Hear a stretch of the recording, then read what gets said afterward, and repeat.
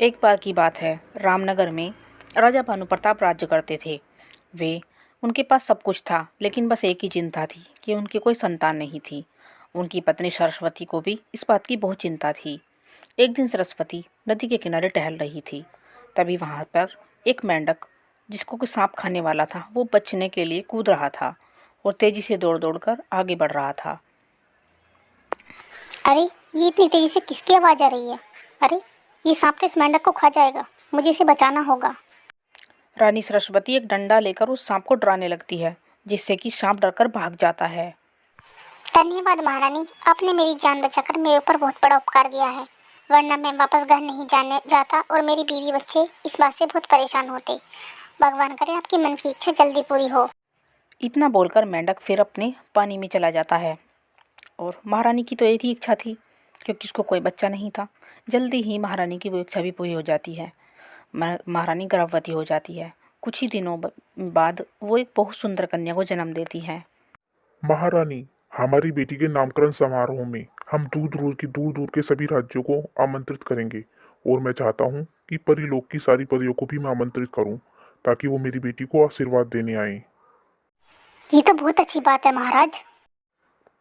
तो ठीक है, मैं दूर दूर के सभी राज्यों में आमंत्रित करने के लिए सेनापति को भेज देता हूँ, और परीलोक में भी सारी परियों को आमंत्रित कर देता हूँ। महाराजा भानु प्रताप परीलोक में सभी परियों को आमंत्रित करने के लिए पहुंच जाते हैं, लेकिन वो गलती से काली परी को आमंत्रित करना भूल जाते हैं। राजकुमारी के नामकरण समारोह में सभी परियां और दूर दूर के राज्य के सभी व्यक्ति आ जाते हैं। काली परी उन सबको वहां आया देख बहुत गुस्से में आती है और वहां पर जाती है। राजा भानु प्रताप, तुमने सब परियों को बुला लिया, लेकिन तुम मुझे बुलाना भूल गए। काली परी, मुझे माफ कर दो। मुझसे गलती हो गई। जब मैं परीलोक में आमंत्रित करने गया तो तुम मुझे वहां पर दिखाई नहीं दी, इसीलिए तुम रह गई। तुम्हारी इस भूल की कोई माफी नहीं है। तुमने मुझे नहीं आमंत्रित किया, तुमने मेरा अपमान किया है। इसीलिए मैं तुम्हारी बेटी को श्राप देती हूँ कि वो अभी काली हो जाए और उसे कभी कोई भी पसंद ना करे। नहीं नहीं काली परी, ऐसा मत करो। आखिर इस बात में मेरी बेटी की क्या गलती है? मेरी फूल जैसी बच्ची के साथ ऐसा मत करो काली परी। काली परी, मुझे माफ कर दो। मेरी गलती की सजा मेरी बेटी को मत दो। राजा और रानी काली परी से क्षमा मांगते हैं और बाकी सारी परियां भी काली परी को समझाती हैं। फिर परी बोलती है, देखो, मैं अपना श्राप तो वापस नहीं ले सकती, लेकिन इसके काले रंग को थोड़ा हल्का कर सकती हूँ। इसका काला रंग तभी खत्म होगा जब कोई राजकुमार राजकुमारी से इसी रंग रूप में शादी करने के लिए कहेगा। तब से ही इसका रंग पहले जैसा हो जाएगा। इतना बोलकर काली परी वहाँ से गायब हो गई। राजकुमारी का नामकरण समारोह संपन्न हुआ और राजकुमारी का नाम दुर्गा रखा गया। सभी काम खत्म होने के बाद सभी मेहमान वहाँ से वापस चले गए। धीरे धीरे समय बीतने लगा। राजकुमारी बड़ी हो गई और उसके काले रंग की सब मजाक उड़ाने लगे। राजकुमारी दुर्गा, तुम इतनी काली हो, तुम्हारे तो कोई भी वेशभूषा अच्छी नहीं लगती। अगर इतने सुंदर सुंदर कपड़े और गहने हमारे पास होते तो हम तुमसे भी ज्यादा सुंदर लगती। अरे, ये तुम क्या बोल रही हो? राजकुमारी को कुछ मत बोलो, वो राजा और रानी से हमारी शिकायत कर देगी, तुम्हें पता है। और फिर राजा रानी हमें सजा देंगे, इसलिए इसे कुछ मत कहो। अरे नहीं नहीं, मैं माँ और पापा से कुछ नहीं बोलूँगी, तुम बिल्कुल चिंता मत करो। अरे रुको तो, अरे रुको ना, कहाँ जा रही हो? दुर्गा की बात कोई भी सहेली नहीं सुनती। सब उसे छोड़कर चली जाती है। राजकुमारी रोते रोते अपने महल में आती है। माँ, मेरा रंग इतना काला क्यों है? कोई भी सहेली मुझसे बात नहीं करती, सब मुझसे नफरत करती हैं।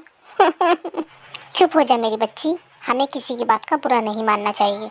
हम दूसरों को नहीं समझा सकते, लेकिन खुद को तो समझा सकते हैं ना। इसीलिए किसी बात को दिल पर मत लो। और तुम यहाँ आओ, मैं तुम्हें कहानी सुनाती हूँ। इस बात की वजह से दुर्गा परेशान रहने लगी। धीरे धीरे समय बीतता गया और राजकुमारी बड़ी हो गई। राजा और रानी को उसकी विवाह की चिंता होने लगी, लेकिन क्या करे, जो भी राजकुमार उसे देखता उसके काले रंग को देखकर सीधा मना कर देता।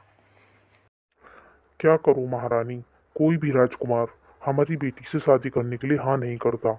उसके काले रंग को देखकर शादी के लिए सब मना कर देते हैं। इस बात की चिंता तो मुझे भी है। पता नहीं हमारी बेटी काली परी के श्राप से कब मुक्त होगी, ये तो समय ही बताएगा। वैसे राजकुमारी दुर्गा आज है कहाँ? सुबह से मैंने उसको देखा ही नहीं। कहाँ है? कहाँ होगी, जंगल ही गई होगी। कोई सहेली तो उससे बात करती ही नहीं है। वो अकेले परेशान होगी, इसीलिए शिकार करने जंगल चली गई होगी।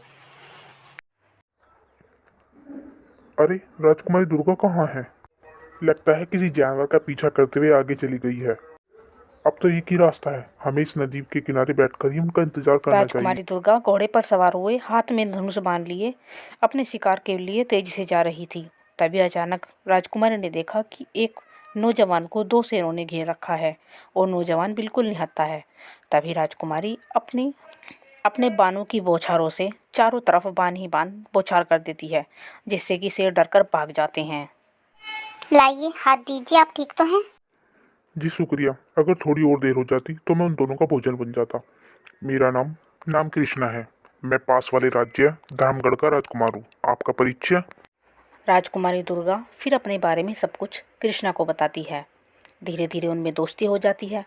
राजकुमारी को कृष्णा का साथ बहुत अच्छा लगता है। राजकुमारी दुर्गा मन ही मन कृष्णा को प्यार करने लगती है, लेकिन वो इस डर की वजह से कि जैसे और राजकुमारों ने उसे ठुकरा दिया है, ऐसे ही ये भी इसे शादी से मना ना कर दे, इसीलिए राजकुमारी उससे दूरी ही बनाए रखना ठीक समझती है। आज 5 दिन हो गए, राजकुमारी मुझसे मिलने नहीं आई। कहीं राजकुमारी का स्वास्थ्य तो ठीक नहीं है? मुझे एक बार महल में जाकर उनसे मिलना चाहिए। राजकुमार कृष्णा राजकुमारी दुर्गा से मिलने उनके महल जाता है। उसे वहाँ जाकर सारी सच्चाई पता चलती है।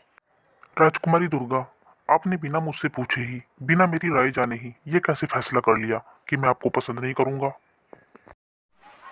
राजकुमार कृष्णा, इसीलिए आपसे ये बात नहीं कही क्योंकि आप देखने में बहुत सुंदर है। आपके लिए तो बहुत सुंदर राजकुमारियाँ मिल जाएंगी और मैं आपके लायक नहीं हूँ, इसीलिए। राजकुमारी दुर्गा, किसने कहा कि आप सुंदर नहीं हैं?